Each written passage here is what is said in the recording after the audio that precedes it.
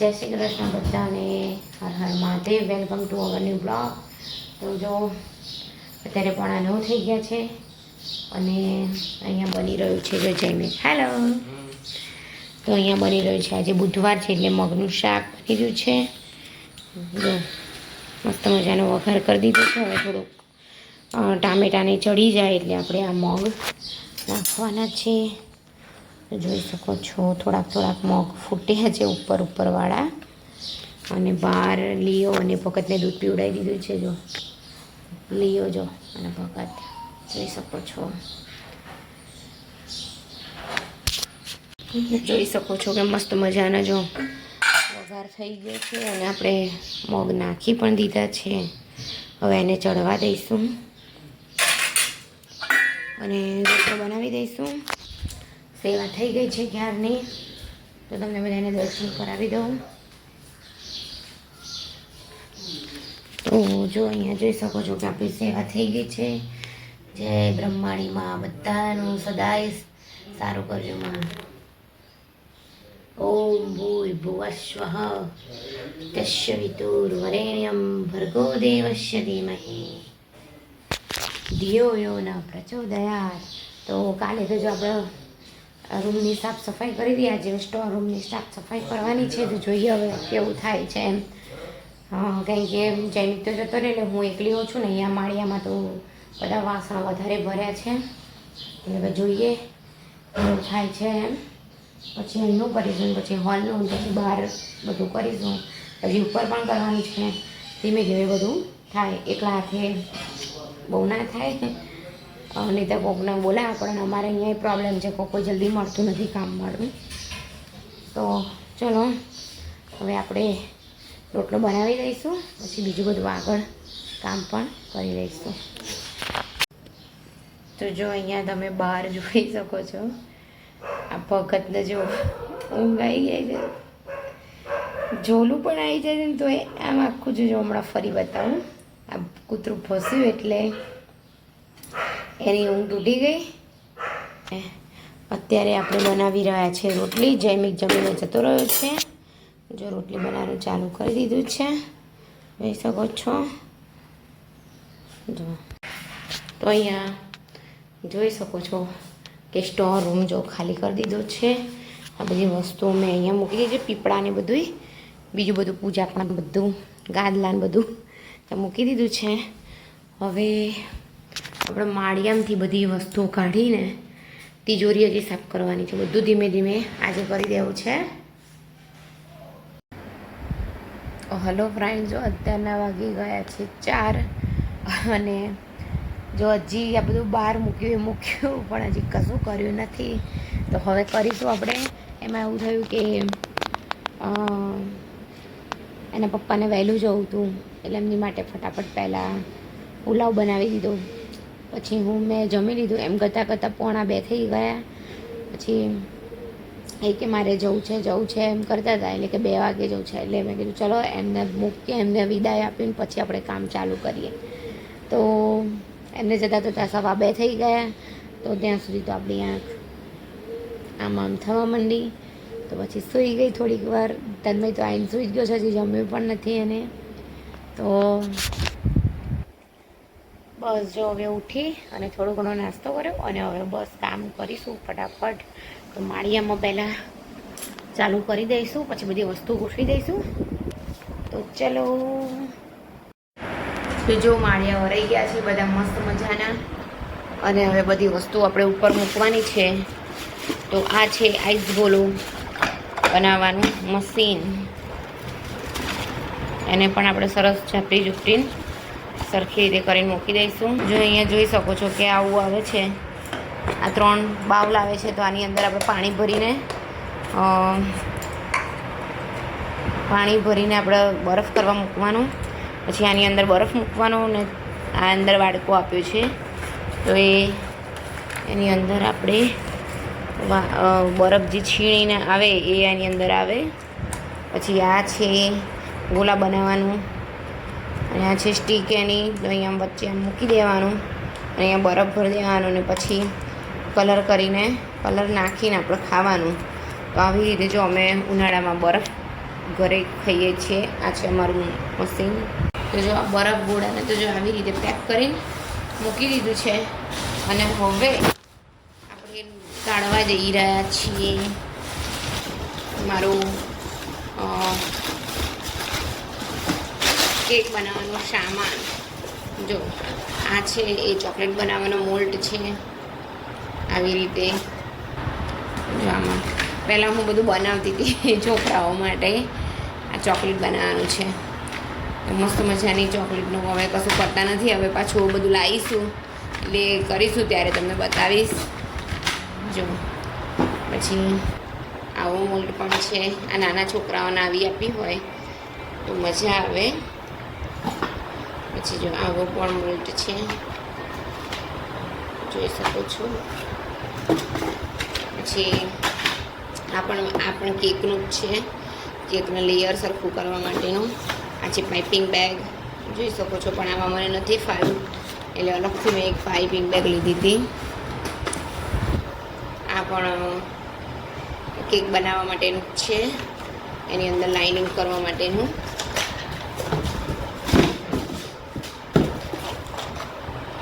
પછી આ છે તમે જોઈ શકો છો નોઝલ્સ છે. જો મસ્ત મજાની બધી અલગ અલગ ટાઈપની નોઝલ્સ છે મારી પાસે. જોઈ શકો છો. આપણે બનાવીશું ટૂંક સમયમાં જ, પાછું બધું ચાલુ કરીશું. જો આનાથી ફૂલ બને, ફૂલ આ નોઝલ્સથી બનાવવાની. એવી રીતે નાની પણ છે બધી અલગ અલગ, જોઈ શકો છો. તો આવું બધું છે મારી પાસે. મને આવું બધું કરવાનો ઘણો બધો શોખ છે એટલે મેં લીધું હતું. પછી જો આપણી પાસે છે આ ડાયમંડ કેક બનાવવા માટેનું ડાયમંડ હાર્ટ. આની અંદર ચોકલેટ આખી પાથરી દેવાની, પછી કેક બનાવવાની હોય છે. તો આને તોડવા માટેનું આ હેમર પણ મેં લીધી હતી, હથોડી.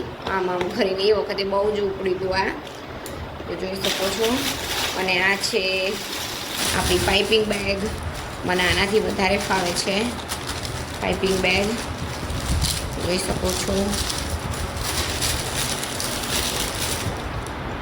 પછી આ પણ છે ગોળ શેપ આપીને આપણે આની અંદર ચોકલેટ પાથરીને પછી કેક બનાવવાની હોય છે.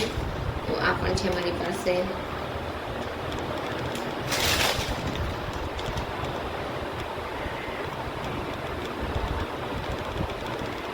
અહીંયા જોઈ શકો છો. તો બધું જ હવે આપણે મૂકી દેવાનું છે આની અંદર.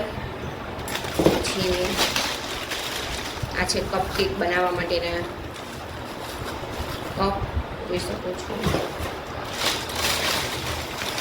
પછી આ પણ કેકનું જ છે. કેકને લેયર્સ કરવા માટેના, લાઇનિંગ દોરવા માટેનું બધું છે આ.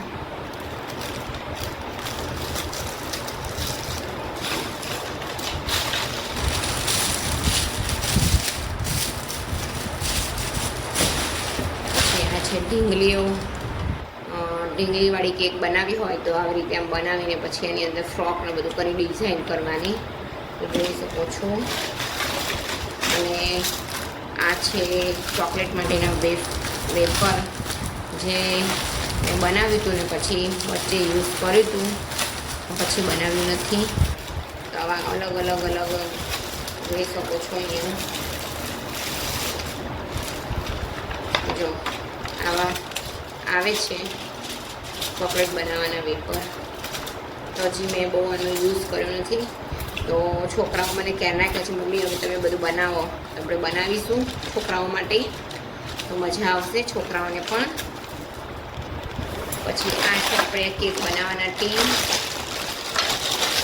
આ ચોરસ કેક બનાવવાનો છે,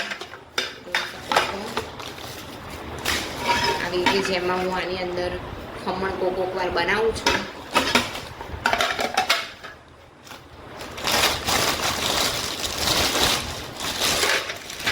એવી રીતે આ ગોળ છે 1, 2 ને 3. આ છે 500 ગ્રામની કિલોની ને આ કંઈક 2 કિલોની અંદર થાય એવું છે. પછી આ પણ કેક બનાવવાનું ટીન જ છે, જોઈ શકો છો. મને આ બધું કરવાનો બહુ શોખ. પહેલાં હું બધું બનાવતી હતી. પાછું આપણે ગોઠવી દઈશું અંદર.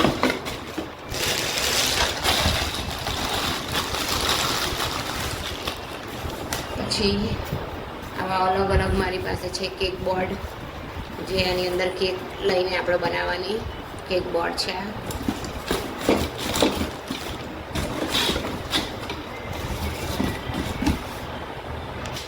પછી આ છે મારી જોડે વ્હીપ ક્રીમ એ બીટ કરવા માટેનું ફિલિપ્સનું છે મશીન. તો અહીંયા જોઈ શકો છો. જો આવી રીતે આનાથી બીટ કરવાનું.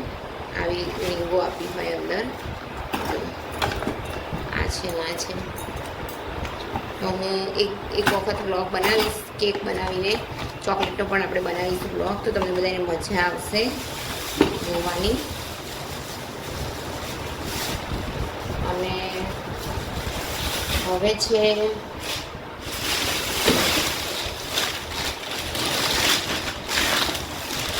આપણી જોડે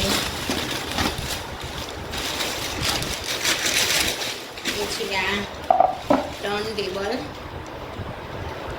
તો આની ઉપર કેક મૂકીને આપણે કેકની ડિઝાઇન કરવાની ને બધું આની પર કરવાનું. એટલે આને કહેવાય ટર્ન ટેબલ, જે આખું ફરે છે.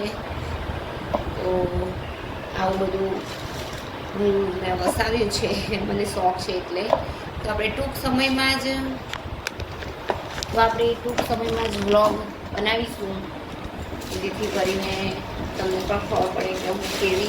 જો આ બધું સામાન હવે ઉપર મૂકવાનો છે. બીજું બધું મુકાઈ ગયું છે અહીંયા ઉપર, એવું થયું છે. પણ જો આ બધા મારા તપેલાન બપેલાન બધું જ પડ્યું છે એનું હોય. અને જૈમિક લાવ્યો છે પફ વસ્ત્રાલથી. જો અહીંયા ગરમા ગરમ પફ આવી ગયા છે.